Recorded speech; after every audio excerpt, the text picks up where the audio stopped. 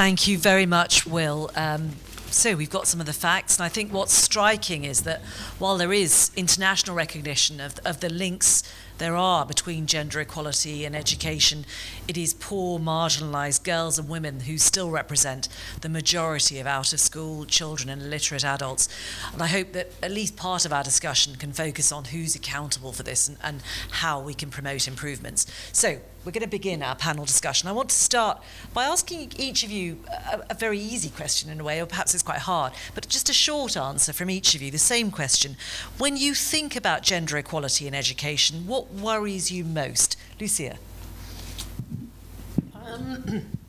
Well, what's most on my mind at the moment is how well education is preparing girls for the future of work, because a revolution is coming. Normally I'd greet that with open arms, but this one I'm a bit anxious about, because I've been researching this area and I find that a girl with secondary school education is 6 times more likely to be online than a girl with lower than secondary education.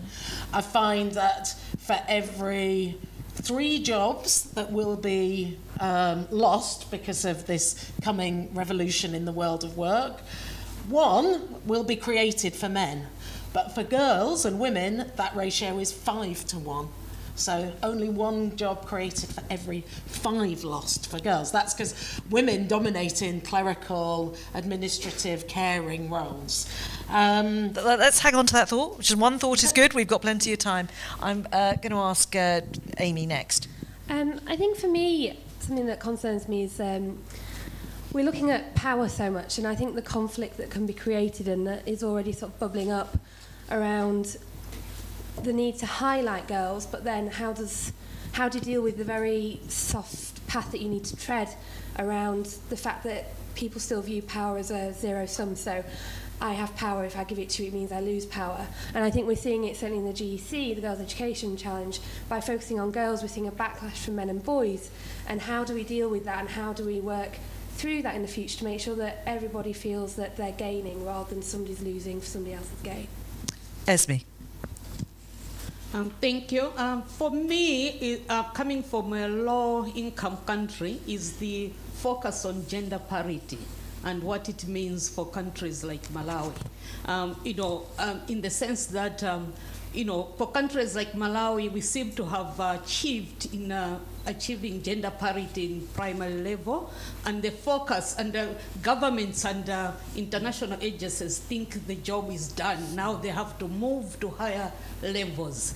Despite that, although we have achieved gender parity in primary for most all grades, there are still major issues that are outstanding at primary level for, in achieving gender equity.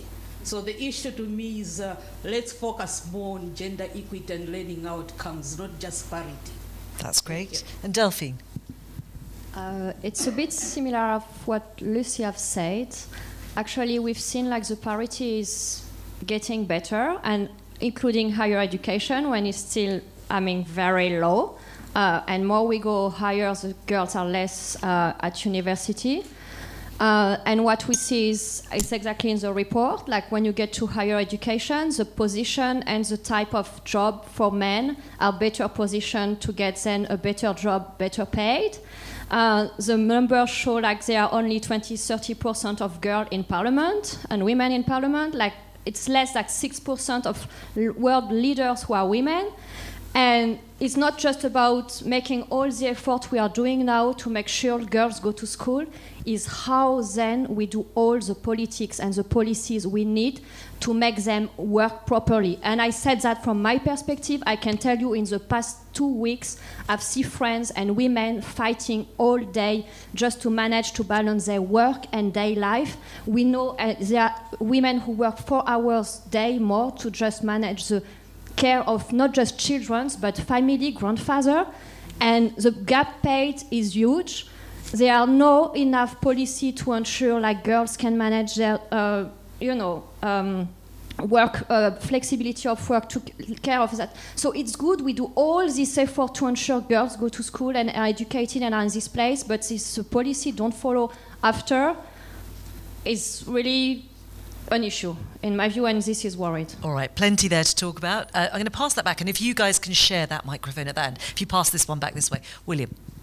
Okay. Thanks. I think for me, I'm still concerned with the most marginalized, right? And so, to me, the graphs that strike me on this report are the ones that say, okay, you know, we are looking towards gender parity everywhere else, but in those low-income countries, we still have huge remaining issues with just getting girls to school. And so, my concern is a concern I have for general with this kind of transition to the SDGs, which is as we move from access to quality, who are we leaving behind? And those tend to be the poorest, they tend to be more female, they tend to be more rural, they tend to be students with disabilities. And so my concern is that our efforts, our energy, our funding will all get shifted towards something else, and we will really have an educated underclass. Let's educate underclass. Lots there to unpack. So I'm going to come back to you, Lucia. The point that Esme made, you had the Malala Fund. You've got this extraordinary figurehead at the head of it. I don't know if everybody saw, if you look at social media, the day that Malala went to university was tweeted, I don't know how many hundreds of thousands of times around the world. An extraordinary figurehead. But for you, bearing in mind what Esme said, what does gender equality in education look like? Is it about numbers?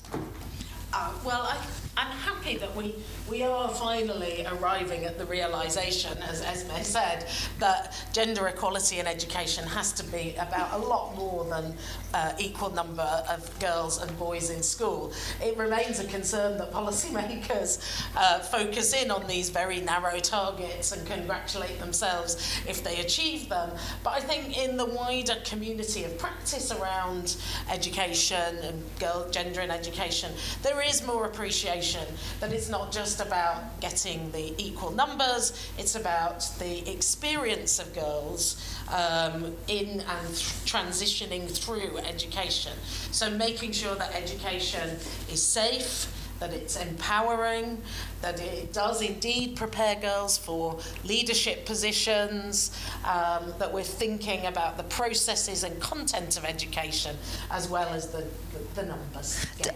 Delphine, you mentioned then that you see education as needing to be rather more clearly than just about the numbers in school.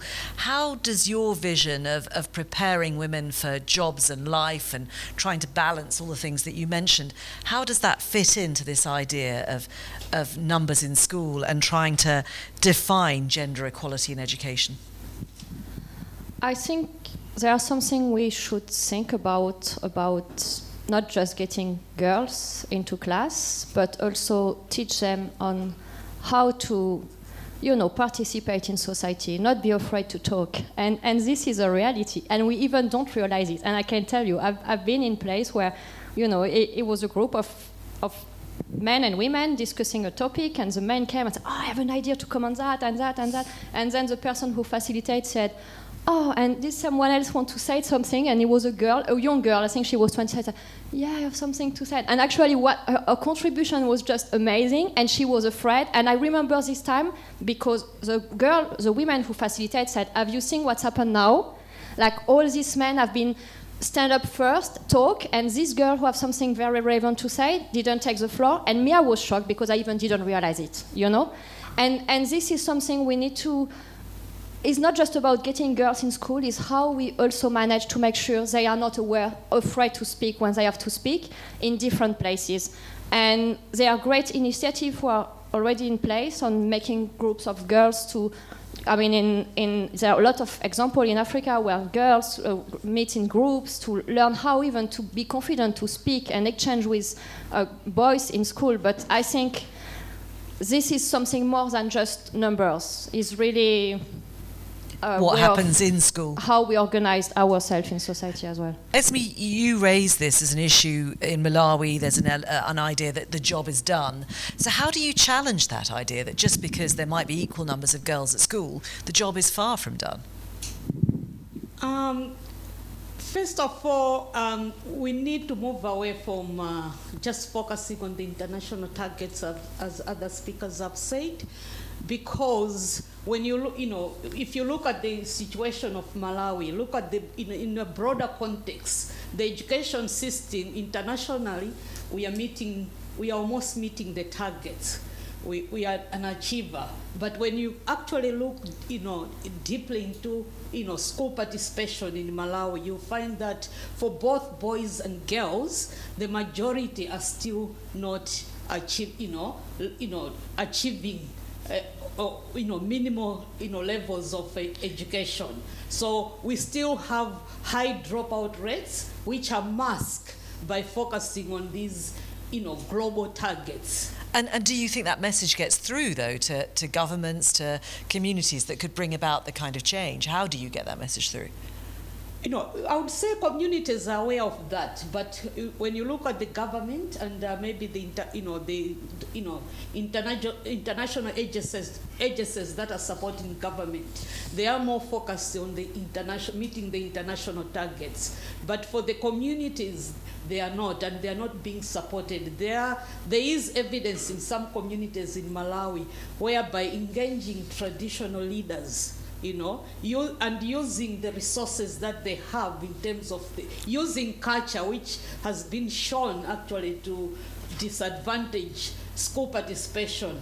By using culture, they have managed to achieve a lot without support from, government or international agencies. So, Amy, if we can pick up from that point, the barriers to education, how do you go about challenging those? Sometimes they're cultural, sometimes they're sanitation facilities, there are all kinds of things that come up. How do you go about challenging those?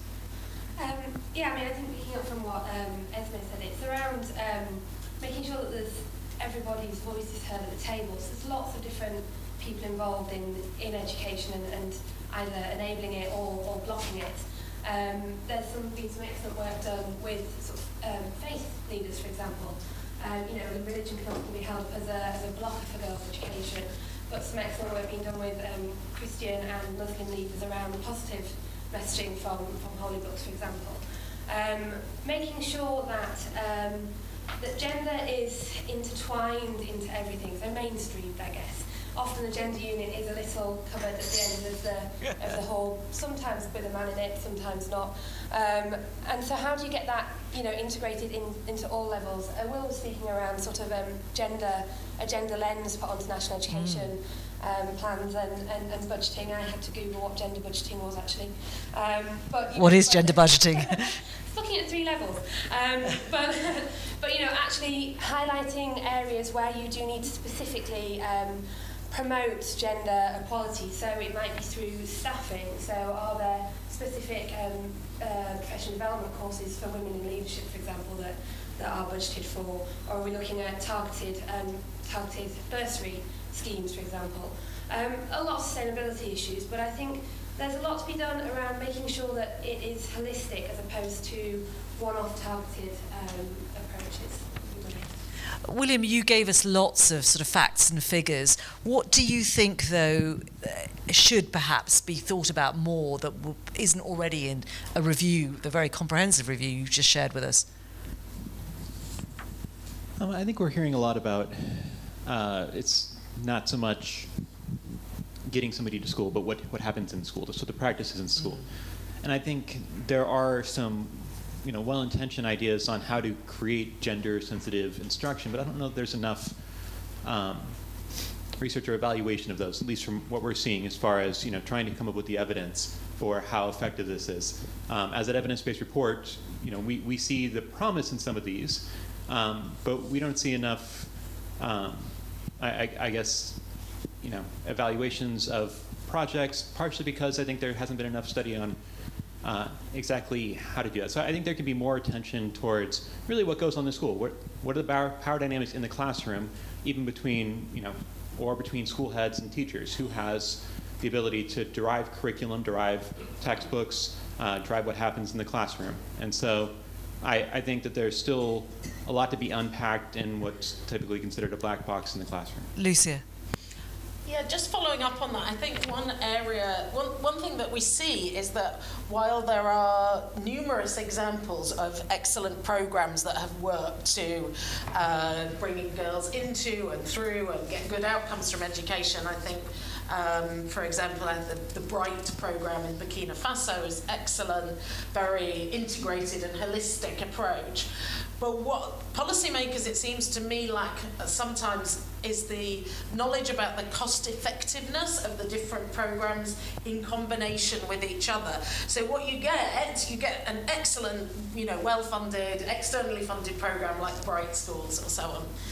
But then what you don't necessarily get is that being taken up into policy and carried forward at scale for the whole population.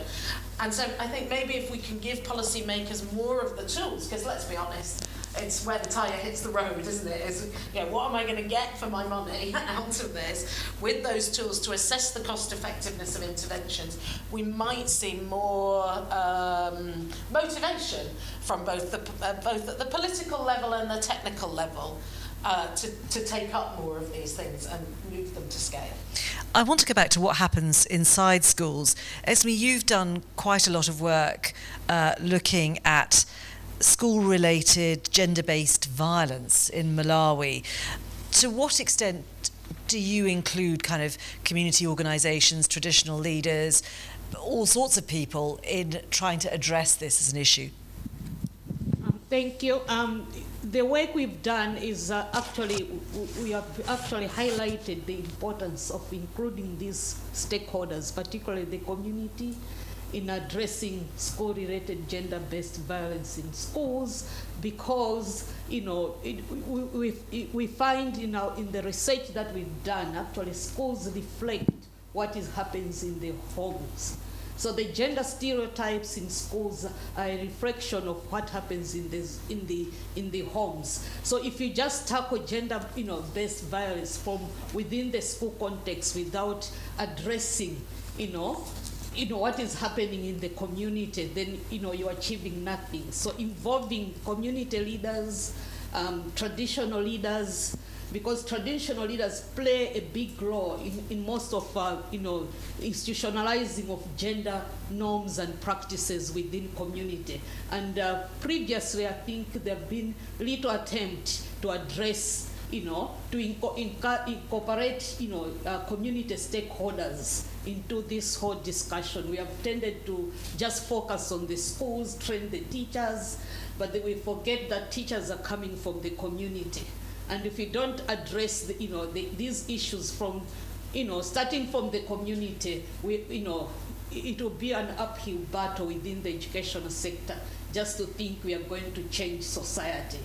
Amy. Yeah, I was just going to agree wholeheartedly with that. I did a little bit of research last year in Mali on that, and yeah, so many of these initiatives start in a school and sort of expect teachers to just stop with the corporal punishment. Without looking exactly what you were saying, Esme, around where is it coming from the community, and so many parents coming and complaining, why are you not, disciplining my child harshly? And also the effect of the status of the teacher in the classroom as well, and how does that work, the power in the classroom, and often these teachers are very undertrained and unconfident, so if you take away the one thing that they can do, how does that then incorporate on their, how does that hit them as well? But absolutely, the whole power dynamics again comes in. William. Yeah, I want to stick with the community for a section. And I think when we're talking about from an accountability angle, it's important to understand the community almost as like an educational ecosystem, right? So within that, you need to figure out, who has authority. So we have an interesting kind of box in Malawi in there, which is a great example of kind of local community leaders and who have more sway. I mean, Malawi has laws in place against child marriage, but it doesn't mean it doesn't happen.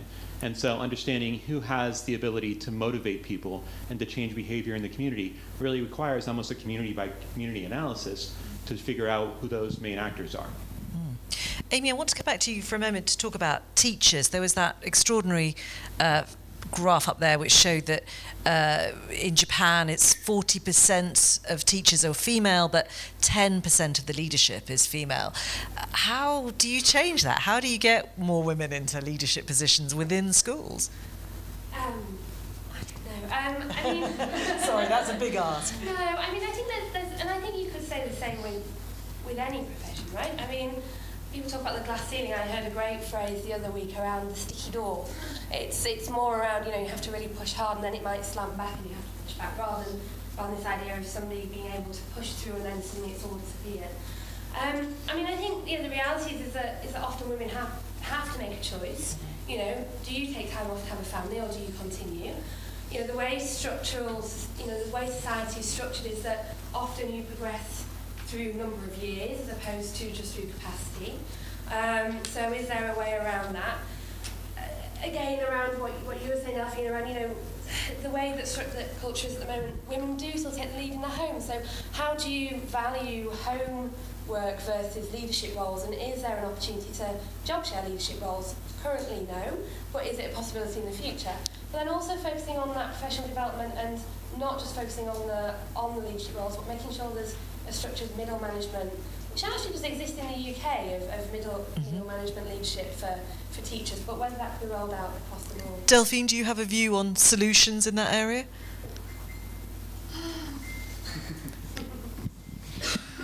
I mean, I really think we should recognize women are having kind of double job, and if we want them to be in this leader position, even just in a school, how we can arrange even the time work, and maybe ask them, maybe they can do a part-time, share the director of the school with a man, maybe, or with another woman. There are many things we can work out on making this work.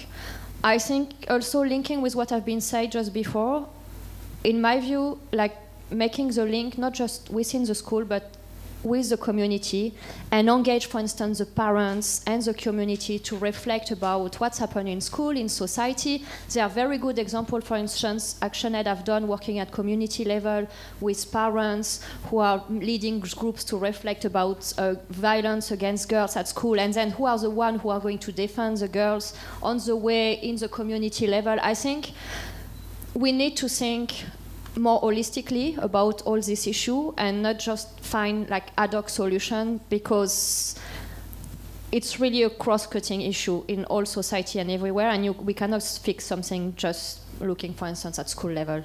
We need to look at all policies. Lucia.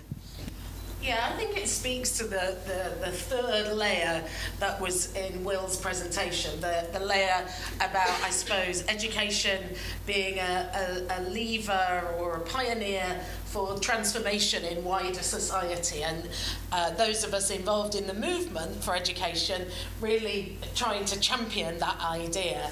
I'm an ex-job sharer myself in a senior position in an INGO, and I can tell you it wasn't easy to get that flexible working arrangement agreed. So I think it'd be wonderful to socialise and conscientise ministries of education to the benefits of flexible working in terms of having more women in leadership positions. And it would be a wonderful example to set to the rest of society, because if a girl never sees a woman in a leadership position, what is that going to tell her about her own prospects for reaching the highest level? Malala likes to say, one girl with a teacher, a book and a pen can change the world. Well, I think it maybe should be a teacher, a book, a pen and a female head teacher will change the world. William, yeah. I just want to, one quick thing. We're going back to Delphine's piece on almost women having a dual job, right? So they work and they have to go home and work. And I think this is a great opportunity to talk about, masculine norms, really. And so the idea that it is masculine to be a parent, to be an active parent, to be at home. And I think we need to change those by challenging norms around masculinity in society, as well as policies. So maternity leave and paternity leave both need to be considered. So how do we not just say, okay, well, how do we reduce or do a part-time leadership position here, but how do we actually bring more male into parenting roles and show that that's something valued by males in society? Delphine. Yeah, just quickly, because I 100% agree with Will. I just want to add something, and we need to recognize there are things men won't be able to do. When a girl is pregnant is a reality. I've seen a woman on the office on morning and deliver the baby on afternoon. I was in the same office. And this is, no one can do that. The time she's going to deliver and be with the baby, or, have to rest because I mean, the pressure is low. This is a reality. I know women who is breastfeeding and try to breastfeed a kids up to 1 year old. It's a challenge. You have to work on night. And this is, we can get all the help of men. There are some times where there are no choice. Women have to take on it. And how we do with that? Been there, seen that, got the war wounds. Yes, Lucia. There's a word we're not saying here, and the word is patriarchy. Yeah. And on International Women's Day, and with my green earrings, no purple, my green earrings to celebrate, I think it is important that we recognise that schools and education systems are powerful reproducers of patriarchal norms and values in society at large. So, yeah, I mean, we say not enough women in leadership roles, maybe not enough men in the caring roles in school, maybe not enough, not enough men serving the food, being the school nurse and so on. It's a very old and it's a very powerful system which advantages some over others. So it will take a long time to break down. But that's where the work around mobilisation of communities, mobilisation of protest is really, really important. Well, Delphine, I want to actually take it up a level from that then. So if we're talking about communities, that's one thing. But what about the law? There are lots of laws that protect children and girls' rights to an education, but how can you ensure that they're actually implemented? Okay, so this is, I think, the biggest challenge, implementing the law, making sure human rights and the right to education are respected. This is a huge challenge.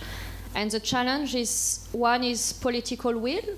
We need the states to be able to implement the laws they have adopted in terms of policy, in terms of monitoring, and Willie was talking about inspector, and if there are no resources for even the states to monitor what's happened, so this need to allocate funds.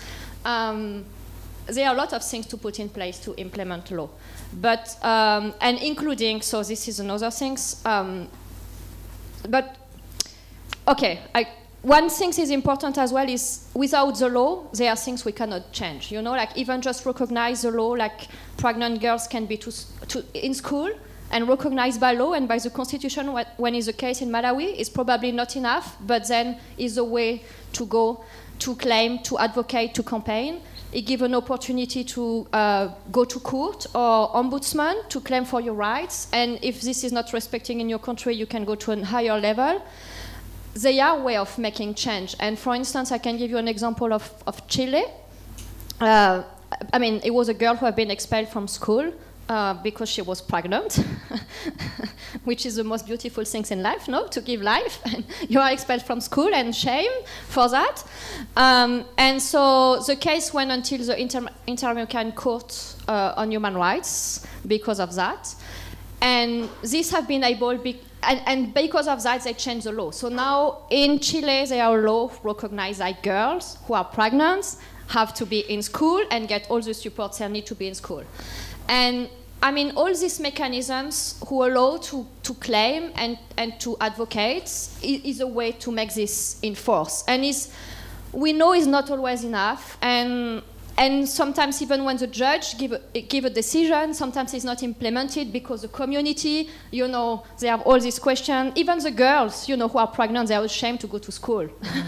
I mean, so even the judge says, yes, she's allowed to go to school. The girl will stay home because she's ashamed to give birth, imagine. So, but still, I mean, for me, and maybe because I'm a lawyer, but I can see how laws first recognize something in text, adopted, and then you have all these mechanisms to claim it. Esme, you've been nodding along. Have examples of this in Malawi? Yes, I've got a few examples. One, regarding law and its enforcement within education.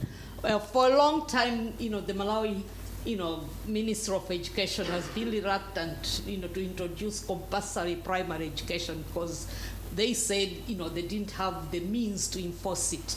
But I've seen that they have now, in the law, compulsory education is there, but they're not enforcing it. But I've seen in my work communities doing that on their own without support for, from government. The very same minister which says doesn't have the capacity to enforce it.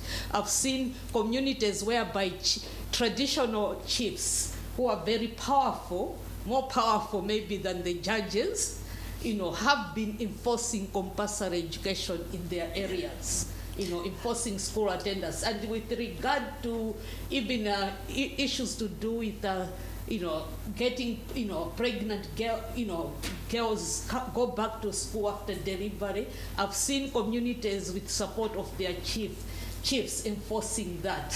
But staying with the wider conversation, I think it was Amy at the beginning brought up the question of male backlash. Esme, those same chiefs, if by educating girls in a generation's time, those same girls then challenge their position in society, is that something that you worry about, that backlash from men? How do you get men to buy in to these ideas of gender equality? It is a difficult issue. We've got both male and female traditional leaders who are enforcing that. There is one famous Malawian chief who has now maybe crossed 1,000 child marriages in her traditional areas, and she has enacted bylaws in her traditional areas that if any girl is found to be pregnant under the legal age, they are supposed to go back to school, and the parents of the household is fined, and the chief is also fined, because in Malawi, for most of the ethnic groups, for somebody to get married, you have to get permission from the chief, or you have to notify the chief in your area that your child is getting married. So if the chiefs under her jurisdiction allow that, they are actually fined. And in one village, in one community, not village, which is composed of a group of villages, this traditional chief, once, he has a bylaw which says if a chief allows child marriages take place in their, jurisdiction, he fines the chief a goat, and the goat is actually sold. And once it's sold, in the past, the chiefs would actually, use the proceeds for their own benefit. But in this community, the chiefs actually established a fund to help needy children, particularly for secondary school, which is not free, to support needy children to go to secondary school by paying their fees, supporting orphans to attend schooling by using these fines from, for chiefs he fines goats, and for household he fines 2 chickens. That's brilliant. It's a positive story. Lucia, before we open it up to the floor. Yeah, I think it's important not to think of these social and cultural norms as sort of fixed and eternal and unchanging. In fact, they are quite affected by both the hard instruments of law and the sort of social values around. They're evolving all the time, and the experience, I think, of some of the East African countries in the 90s is quite instructive, in that there were very large disparities between enrolment between girls and boys in all of these countries when fees were charged. Now, some researchers and many pundits said, oh, well, girls and boys, communities don't want to send girls to school, they won't send girls to school, it's all about their patriarchal values, their cultural values. Well, guess what? When fees were eliminated in Uganda, Tanzania, Kenya, the gender balance improved dramatically, because in fact what families were saying was, well, if we have to pay fees for children to go to school, we're going to make hard choices. Poor families are canny investors. They're going to make hard choices, and they might bet on the boys bringing in more income in future because of their job prospects and so on. So and then that does bring about the kind of change in attitudes. So there is a lot that can be done. Delphine. It's a mistake to think it's fixed. Yeah, quickly, because it's running. Oh, sorry. No, just to jump on what I've been saying, in my view and my experience is, I think really we have to recognize things are changing.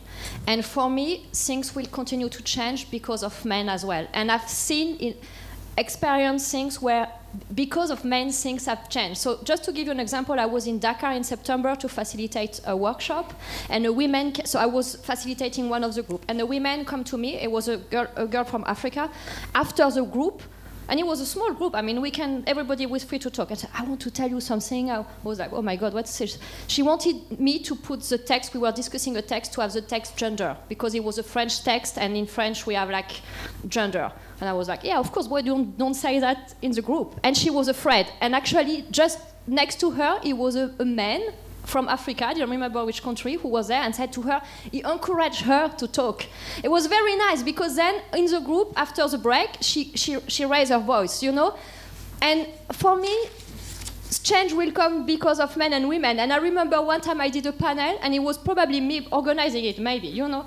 And I was just looking at people. I probably didn't look at gender, you know, because I don't know. Even me, I'm a woman, you know. And then it's a man who told me, have you seen like the gender balance in the panel? I was like, oh yeah, maybe I should think about that.